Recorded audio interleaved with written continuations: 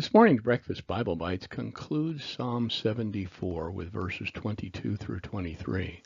God will bring us through all of our plights and predicaments. Verse 22 reads, "Arise, O God, and plead your own case. Remember how foolish man reproaches you all day long." The psalmist implores the Lord that he himself would make his presence known on the battlefield of truth.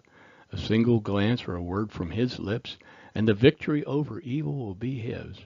His cause is truth and justice, and it is his own honor and authority that is being assailed.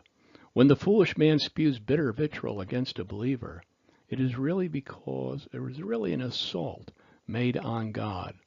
Do you recall Jesus' words to his disciples just prior to his departing this life? It is recorded in John 15:18 through 19. Jesus said, "If the world hates you, understand that it hated me before it hated you.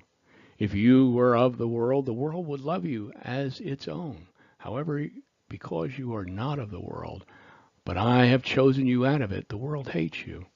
Therefore, the composer pleads with God that God will answer the taunts of those who boldly dare to profane God's name.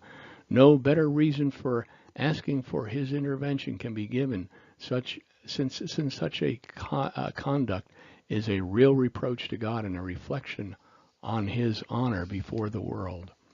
Verse 23 reads, "Do not forget the voice of your adversaries, the uproar of those who rise against you, which ascends continually."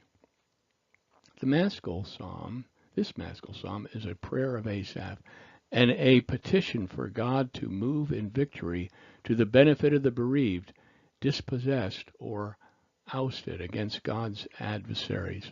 The Hebrew word maskil means instruction. Therefore, it is instructing you and me to reach out to God in like manner, engaging the enemy with prayer and spiritual supplication.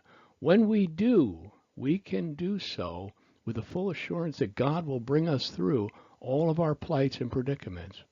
1 John 4:4 reads, "But you belong to God, my dear children. But you belong to God, my dear children. You have already won a victory over those people, because the Spirit of God lives in you is greater than the spirit who lives in the world."